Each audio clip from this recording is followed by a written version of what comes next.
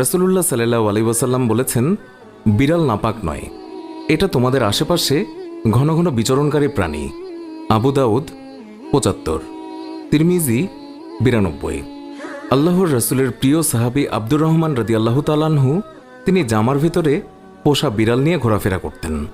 একদিন তিনি জামার আস্তিনের নিচে একটি বিড়াল ছানা নিয়ে রাসূলুল্লাহ সাল্লাল্লাহু আলাইহি ওয়াসাল্লামের দরবারে তিনি উপস্থিত হন।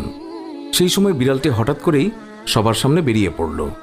এই অবস্থা দেখে রাসূলুল্লাহ সাল্লাল্লাহু আলাইহি ওয়াসাল্লাম তাকে রসিকতা করে ইয়া আবু হুরায়রা, অর্থাৎ হে বিড়ালের পিতা, এই বলে সম্বোধন করলেন।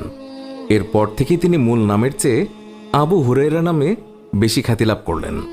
আর সেই দিন থেকেই তিনি নিজেকে আবু হুরায়রা নামে পরিচয় দিতে তিনি বেশি পছন্দ করতেন। আল্লাহর রাসূল সাল্লাল্লাহু আলাইহি ওয়াসাল্লাম তিনি যখন ওযু করতেন তখন নিজের ওযুর পাত্র থেকে বিড়ালকে পানি পান করাতেন।